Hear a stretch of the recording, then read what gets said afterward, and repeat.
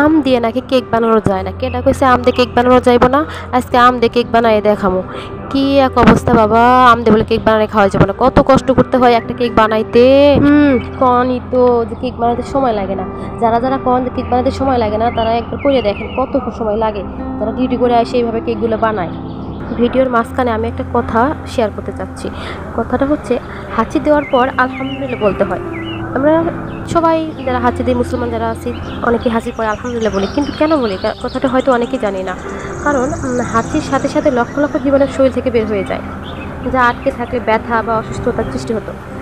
এছাড়াও এর আরও একটি বড় কারণ হলো, হাঁচি দেওয়ার এক মুহূর্তের জন্য হার্টবিট অফ হয়ে যায়।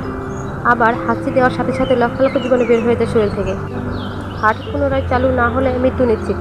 কিন্তু আল্লাহ তাআলা যেহেতু আবারও সচল করেছেন এবং বেঁচে থাকার সুযোগ করে দিচ্ছেন, তাই আমরা আল্লাহর শুকরিয়া আদায় করে বলি আলহামদুলিল্লাহ।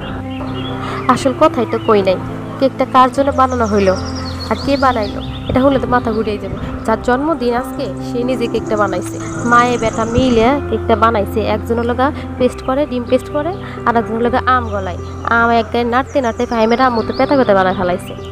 কীভাবে যে চালার মধ্যে নিজে নিজে মনে হয় তালের মতো করে একবারে আমটা একবারে পালিশ করে ফেলাইছে। তারপরে সেটা কী করছে, পেস্টের সাথে মিশিয়ে একদম রেডি করে ফেলাইছে। আর ফ্লেভারটা এত সুন্দর আসছে, সাথে কেকের কালারটা ওয়াও, দেখলে মনে করলো তখনই খাই। গরম গরম ছিল, ওহ টাটকা সেই।